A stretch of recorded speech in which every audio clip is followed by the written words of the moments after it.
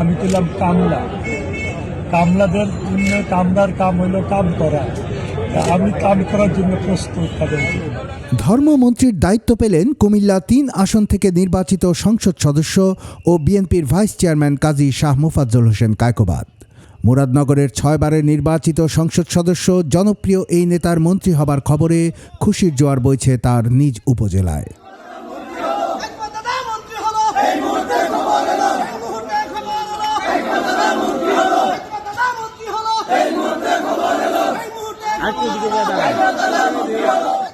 সতেরো ফেব্রুয়ারি মঙ্গলবার বিকেলে নতুন সরকারের ধর্মমন্ত্রী হিসেবে শপথ নেন শাহ মোফাজ্জল হোসেন কায়কোবাদ। জাতীয় সংসদ ভবনের দক্ষিণ প্লাজায় মন্ত্রিসভার সদস্যদের শপথ বাক্য পাঠ করান রাষ্ট্রপতি মোহাম্মদ শাহাবুদ্দিন। মুরাদনগর উপজেলা নিয়ে গঠিত কুমিল্লা ৩ আসন থেকে এর আগে ৬ বার জাতীয় সংসদ নির্বাচনে অংশগ্রহণ করে ৬ বারই বিজয়ী হয়েছেন শাহ মোফাজ্জল হোসেন কায়কোবাদ। ত্রয়োদশ জাতীয় সংসদ নির্বাচনে ১,৫৯,২৫১ ভোট পেয়ে প্রতিপক্ষকে পরাজিত করেছেন তিনি।